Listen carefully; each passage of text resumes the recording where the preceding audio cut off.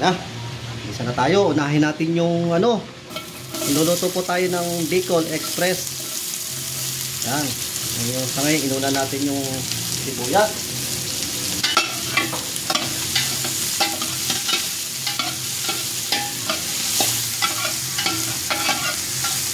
Unahin natin yung sibuyas. Bago isunod natin yung ano, yung bawang, pinaghalong bawang at luya. Yan, susunod na natin itong pinaghalong ano, bawang yan sa luya. Yan, titira tayo para sa lahing.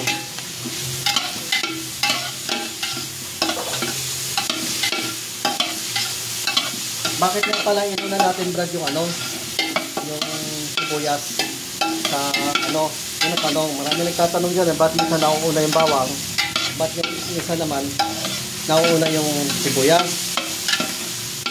Kasi ang purpose daw nun, ayon din sa napakinggan ko na siya, hindi ko naman intention na ano, tostahin yung bawang, mild lang. Pero ano, para mawala yung pagtatalo, pagsabayin nyo na lang para walang talo.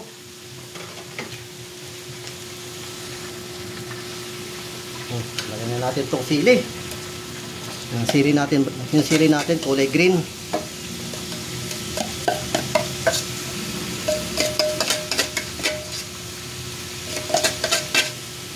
Lagyan natin simutin.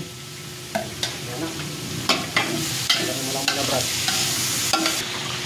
Lagyan na natin ng bagoong, Brad. Ayan. Tama na yan. Baka maging ano naman, binagoong ang baboy.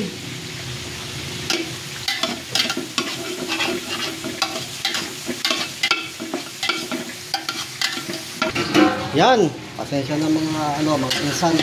Hindi ko na pinakita na ano, yung paglagay ng karne. Ito nga palang pork, ano yan, na-marinate ko na yan sa ano, sa konting toyo at kalamansi, saka paminta. Kaya medyo may lasa na yan. Isang linggo ko marinate dyan.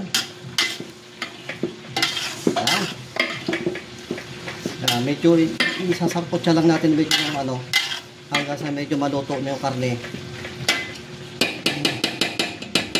Yung karne niya kakatas pa yan eh.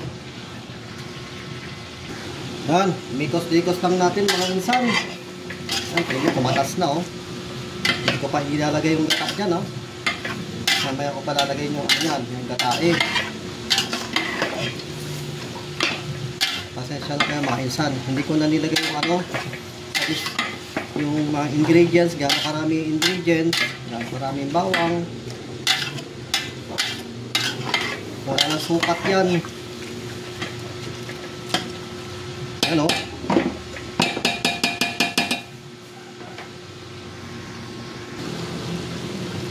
Yan, lagyan na natin yung gata, guys. Gata eh. Bali, 1 kilot kalahati yan. Hinalagay natin gata. Sirit-sirit pa yan. Isa pa.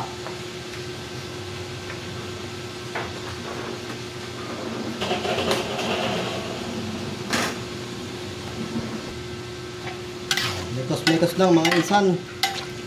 Mekos-mekos lang natin.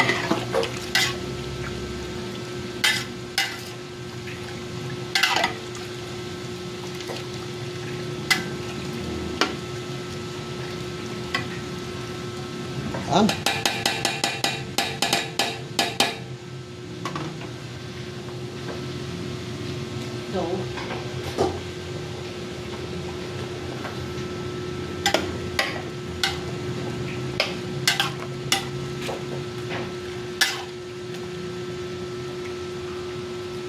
Yung mga kati, tugtong-tugtong pa eh.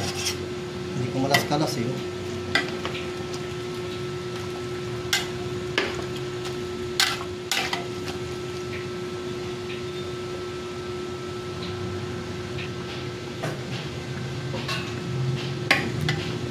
Ubos ko na yung sili. Walang tira-tira dyan.